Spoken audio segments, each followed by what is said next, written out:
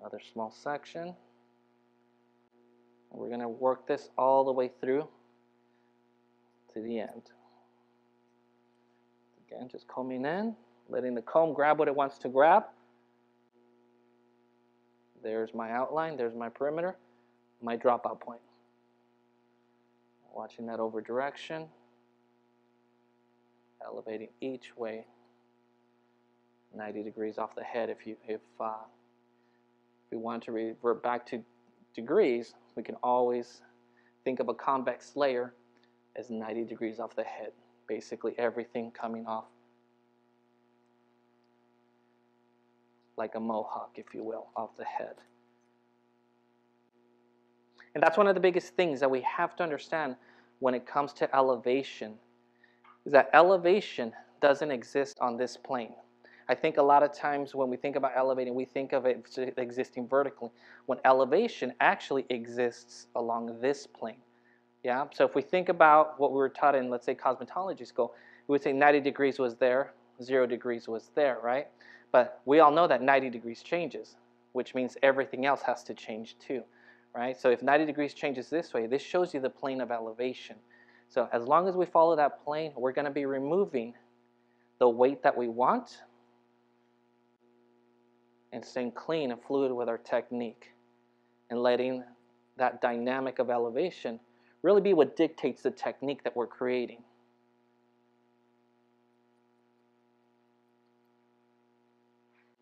Fluidly up, little by little. Last one. Once again, constantly checking, making sure my shape is staying square.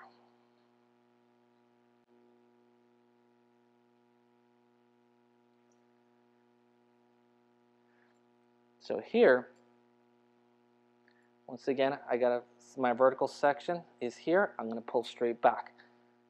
Once we start entering the round of the head, technically we are over directing, but our over direction is straight back.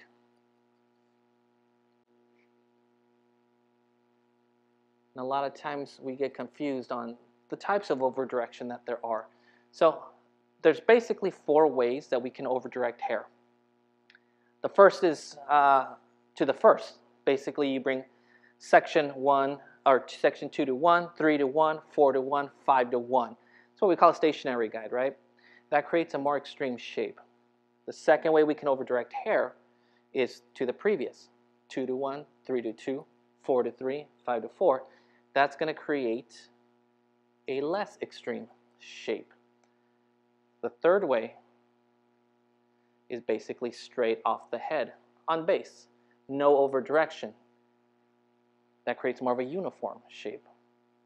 And the fourth way is what we call flat or square.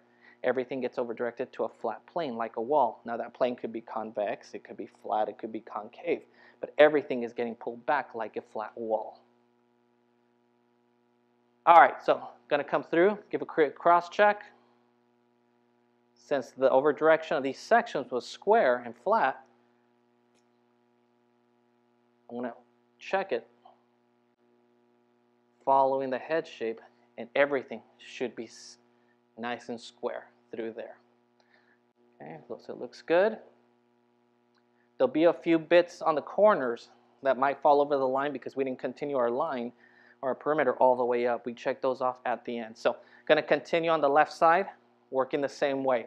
So body position, I'm going to stay in the same side here because it's a lot easier to control a convex layer cutting from the bottom towards the top versus trying to cut it the other way around. So I'm going to stay here.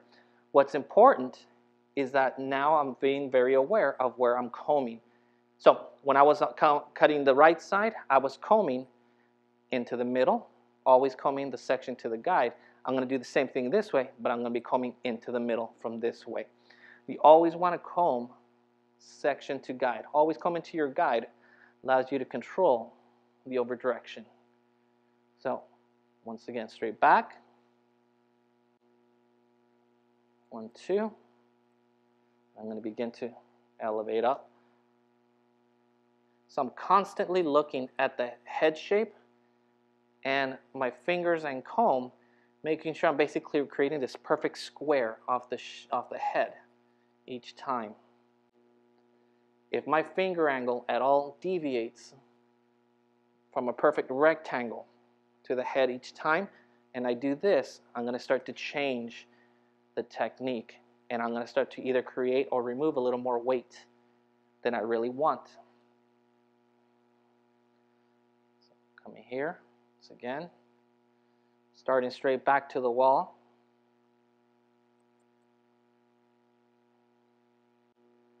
Elevating little by little.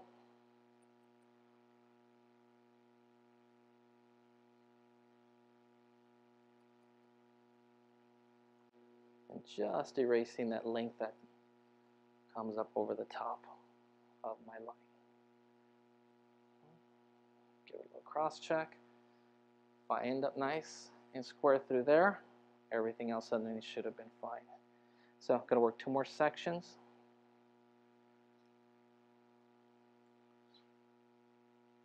Stay nice and clean. Cleaner you stay, you don't struggle so much with the hair, you know. And I always try to let people kind of do less work than needed. You know, I think a lot of times we struggle a lot with hair and just trying to control it. And so I always just, you know, tell people to let the comb do all the work for you.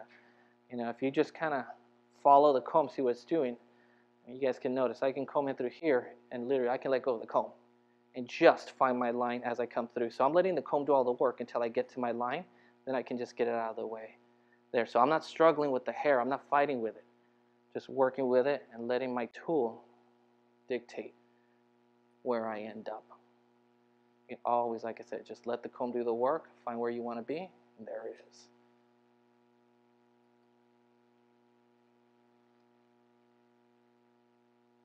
And ending up nice and square on my last part right here.